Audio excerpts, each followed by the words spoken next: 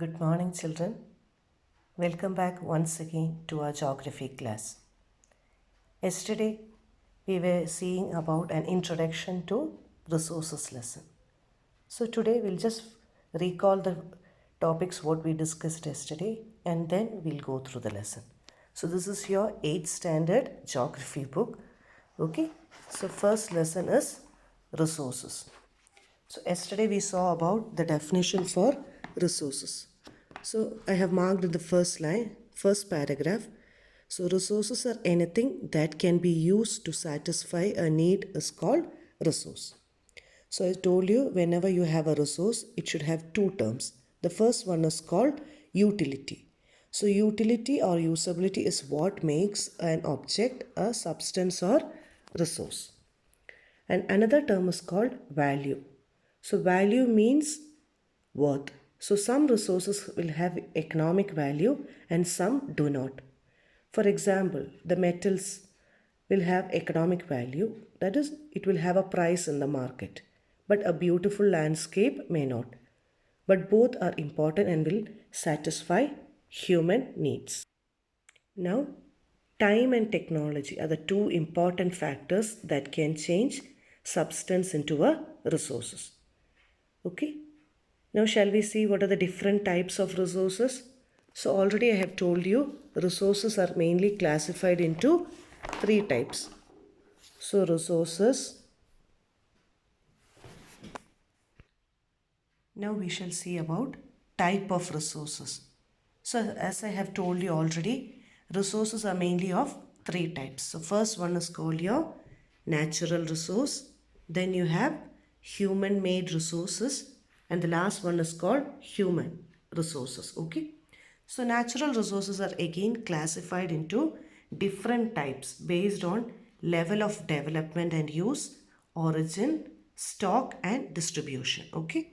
So now we'll be seeing about the first one, which is called development and use. So based on development and use, your resources are classified to actual resource and potential resource. So actual resources are those resources whose quantity is known to us. Example is your dark soil of Deccan. Second type is potential resources. So potential resources are those resources whose quantity is not known.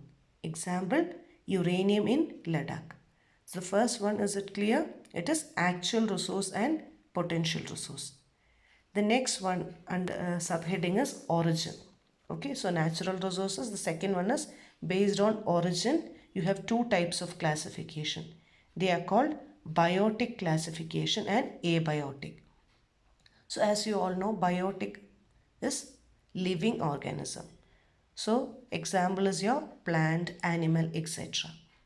Abiotic is non-living objects, your soil, rock, etc. Okay. So next one is based on the stock. Stock, you know how much quantity is available. So based on the stock, it is mainly of two types. First one is called renewable. So renewable, yesterday I told you just find out what is renewable and non-renewable. So renewable is substances which can be renewed or replenished quickly. Okay, and they are all present in unlimited quantities and they are not affected by human activities. Example is your solar energy, wind energy, etc. Next one is called non-renewable resource. So non-renewable resources are those which have a limited stock. So once they are exhausted, it cannot be brought up. So it takes thousands of years to bring the resource. Okay, example is your coal and petroleum. And the last distribution or the last type under this is called based on distribution. So based on distribution, you have two types. It is called ubiquitous and localized. So ubiquitous are resources which are found everywhere, like your air we breathe. Okay. And localized is resources which are found only in certain places. Example is your copper, iron ore, etc. Okay.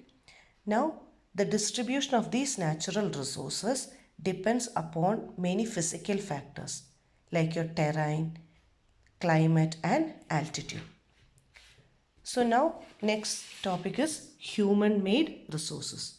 So human-made resources are natural substances become resources only when their original form has been changed by human. Okay, so these resources are called human-made resources, and we use technology to change natural resource into human-made resource. And the last one is called your human resource. So people can make the best use of nature to create more resources when they have their knowledge, skill and technology to do so. That is why we call human beings as special resource. So people are also human resource. Now another term is called human resource development. So improving the quality of people's skill so that they are able to create more resources is known as human resource development. So after using all these resources, we have to think about our future. Yes or no? So in order to save our resources for the future, there is a term called conservation. So now we are going to see about the definition for conservation. So using the resources carefully and giving them time to get renewed is called resource conservation. And another term is called sustainable development. So balancing the need to use resources and also conserve them for the future is called sustainable development. So now we'll be seeing about some principles of sustainable development. The first one is respect and care for all forms of life, improve the quality of human life, conserve the earth's vitality and diversity, minimize the depletion of natural resource, change personal attitude and practices towards the environment, enable communities to care for their own environment. Okay, so these are the 6 principles of sustainable development.